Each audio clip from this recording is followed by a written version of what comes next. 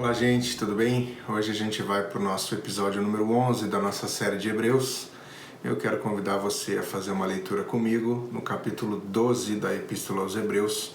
A gente vai ler os versículos 14 ao 17. O texto diz assim: Esforcem-se para viver em paz com todos e para serem santos. Sem santidade ninguém verá o Senhor. Cuidem que ninguém se exclua da graça de Deus, que nenhuma raiz de amargura brote e cause perturbação, contaminando muitos. Que não haja nenhum imoral ou profano como Esaú, que por uma única refeição vendeu os seus direitos de herança como filho mais velho. Como vocês sabem, posteriormente, quando quis herdar a bênção, foi rejeitado e não teve como alterar a sua decisão, embora buscasse a bênção com lágrimas.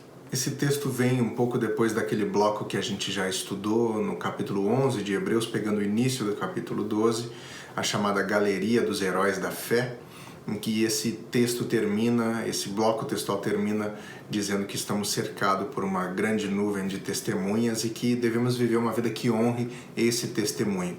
Em seguida, o texto nos alerta, nos chama a atenção para o fato de que nós ainda não chegamos no nosso limite ao aguentar a vida, ao passar pela vida, porque alguns e algumas chegaram inclusive a dar o seu sangue, a dar a sua própria vida pelo testemunho do Senhor.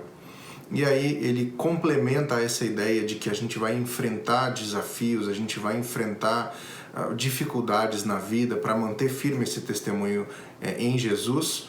Ele encerra com esse trecho que a gente leu, dizendo: mantenham-se firmes, não deem espaço para as coisas ruins na vida de vocês, sejam santos, porque sem santidade ninguém verá o Senhor.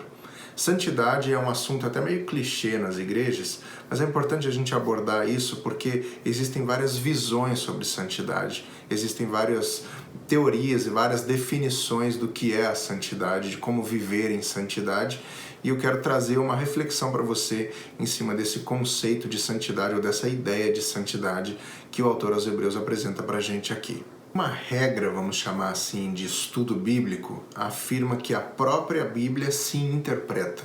Você interpreta o texto bíblico a partir de outros textos bíblicos, justamente para que você não tire um texto do contexto bíblico e faça uma interpretação que não tenha a ver com o contexto, com o todo geral do texto da Bíblia. Esse texto ele já se explica, essa também é uma outra regra de interpretação bíblica. Na maior parte das vezes, quando um texto dá uma ordem, dá uma direção, ele em seguida diz como fazer aquilo. Ele deixa claro a maneira de executar aquilo, de realizar aquilo no próprio texto.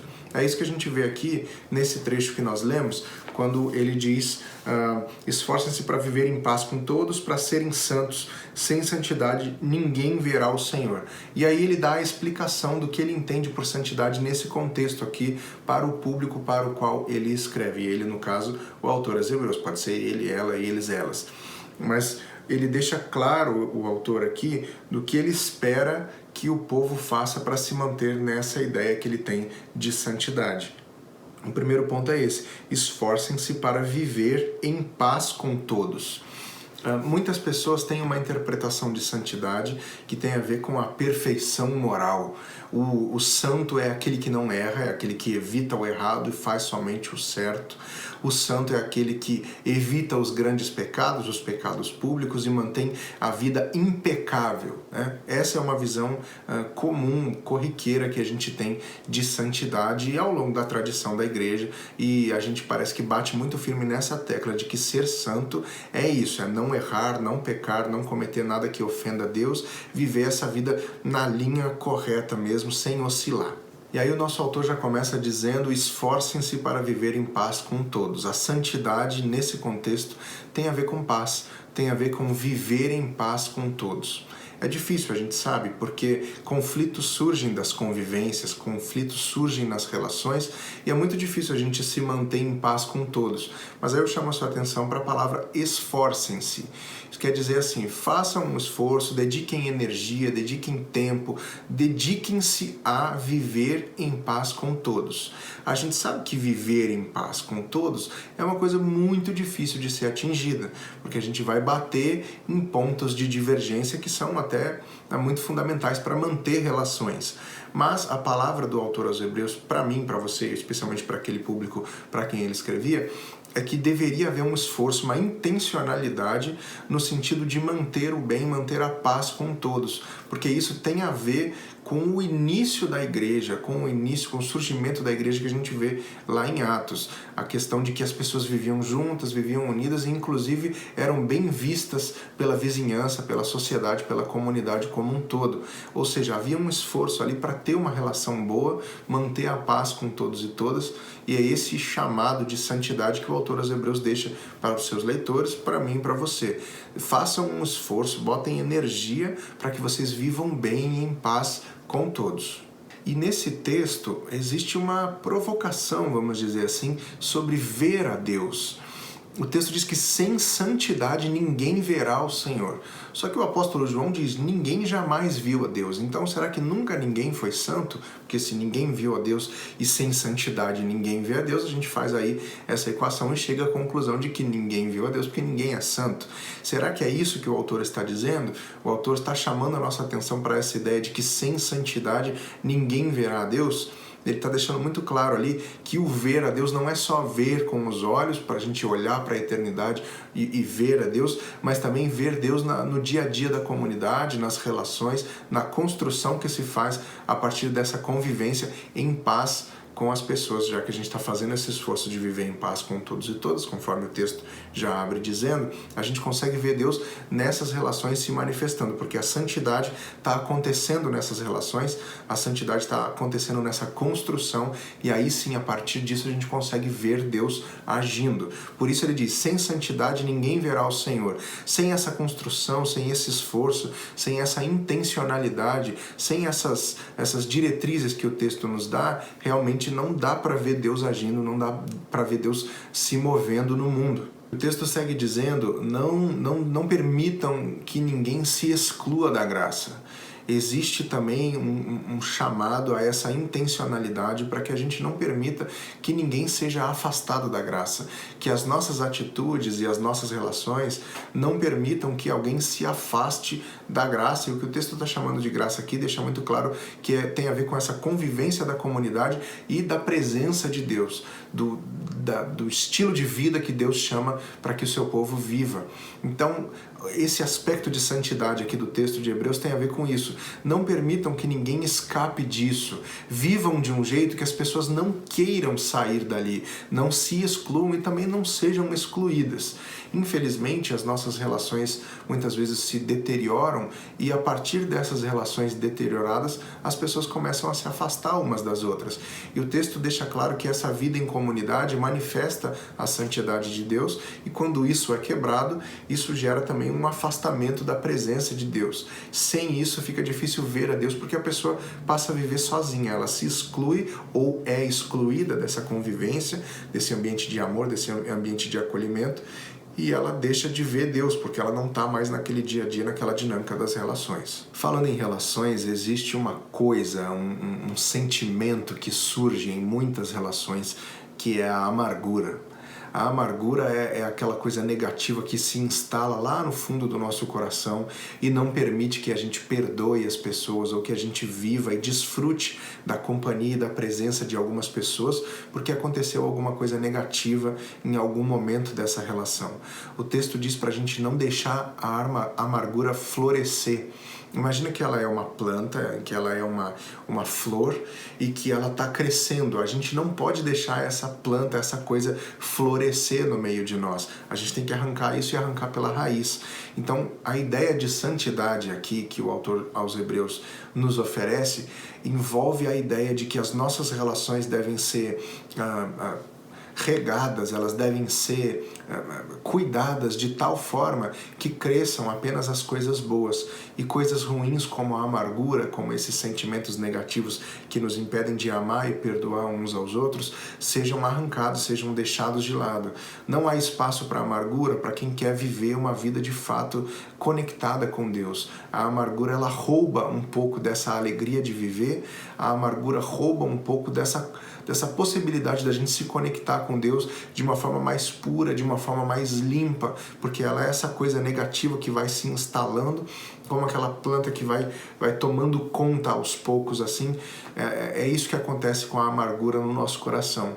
Por isso o autor aos Hebreus diz: não deem espaço para a amargura, não deixem a amargura crescer e se sobressair entre vocês. Então existe essa visão de santidade como perfeição moral, como uma vida impecável, que não se pode permitir erros, nem afastamento de nenhuma espécie. E aí o texto chega e diz para a gente: não sejam imorais e profanos. De fato, a santidade envolve essa busca por uma vida mais digna, por uma vida mais pura, por uma vida mais correta. E o texto, o autor nos exorta para que nós evitemos a imoralidade e evitemos ser profanos. E aí ele dá um exemplo: não sejam imorais e não sejam profanos como Esaú. Aí você para analisar a história de Esaú, está lá no livro de Gênesis, é uma história interessante que acontece especialmente nos conflitos com o seu irmão Jacó e também na sua relação ali com os seus pais. E aí o texto diz que Esaú foi imoral e profano. Por que Esaú foi considerado imoral e profano? Porque ele trocou o seu direito de primogenitura por um prato de lentilhas, por um prato de sopa. Algumas traduções trazem sopa, outras um guisado, outras trazem esse prato de lentilhas, enfim. Esaú trocou o seu direito de primogenitura, isso é, o seu direito muito importante de filho mais velho, por um prato de comida. E o texto diz que esse foi um ato de imoralidade e esse foi um ato profano. Esaú foi profano e foi imoral ao trocar o que era permanente por aquilo que era provisório. A ideia por trás disso é que Esaú trocou tudo aquilo que ele tinha, que ele poderia receber ao olhar no seu horizonte da sua relação com Deus, daquilo que Deus poderia dar a ele e o que ele poderia receber da bênção do seu pai, por um prato de comida, por uma coisa, por uma necessidade que foi satisfeita ali imediatamente. E inclusive esse episódio desse encontro de Esaú com Jacó, em que Esaú chega morrendo de fome e se coloca diante do irmão e diz: eu preciso de um prato de comida, senão eu vou morrer. E aí Jacó responde: ok, eu troco com você, então eu te dou um prato de comida e você me dá o seu direito de filho mais velho. E Esaú responde: isso não me serve de nada, eu prefiro comer agora do que morrer. E isso ensina uma lição importante para a gente, que a gente não deve trocar aquilo que é permanente, a gente não deve trocar aquilo que a gente olha no horizonte e enxerga por uma coisa que está aqui agora, porque a gente pode cometer um erro muito grande. Foi isso que aconteceu com Esaú. Ele poderia ser o filho mais velho, e o filho mais velho naquela cultura recebia o dobro da herança, ele era o responsável pela família na ausência do pai, era ele que administraria tudo que a família tinha se o seu pai viesse a falecer, como era o caso. O seu pai já estava velho, já estava no seu leito de morte, e aí Esaú chega então para receber a bênção, e quem recebe a bênção é Jacó, porque houve essa troca um tempo antes, e aí há toda uma jogada familiar ali acontecendo. O texto deixa claro que Esaú foi imoral. Então, quando o autor aos Hebreus diz para não sermos imorais e profanos, ele não está usando essa régua moral que eu e você estamos acostumados a pensar quando a gente fala em santidade, como essa limpeza, essa pureza, essa perfeição moral. A régua que ele usa para medir a gente nesse aspecto é o exemplo de Esaú. Imoral, profano, é trocar aquilo que é permanente pelo que é provisório.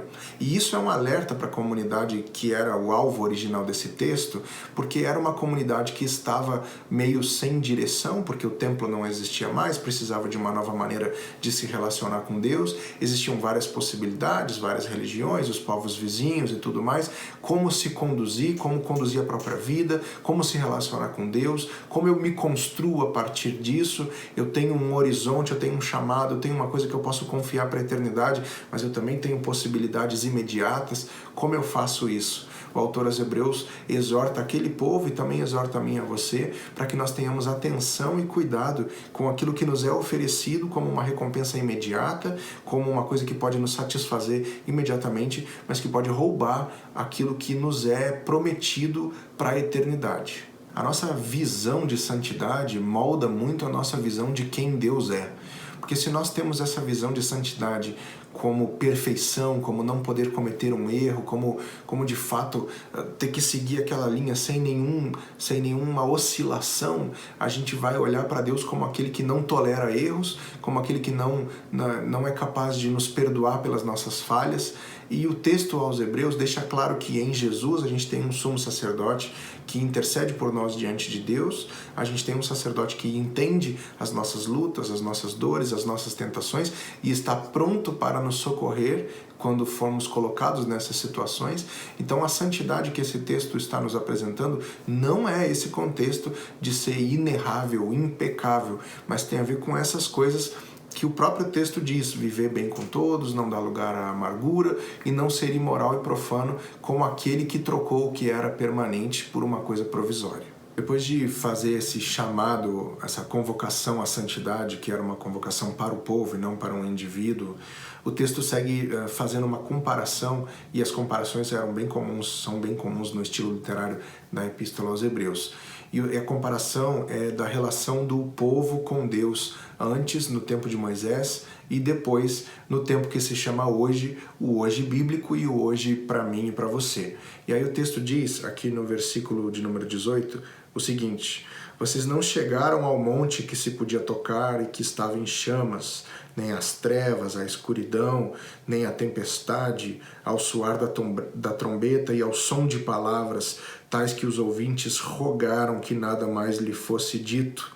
O espetáculo era tão terrível que até Moisés disse: estou apavorado e trêmulo. E isso aqui é uma referência ao capítulo 9 de Deuteronômio, um momento em que Deus se manifesta de forma poderosa e fala, e o povo não aguenta ouvir a voz de Deus. É uma coisa muito poderosa, muito forte, e o povo pede: não deixa ele falar mais nada, a ponto de Moisés, que tinha essa relação com Deus, se dizer apavorado.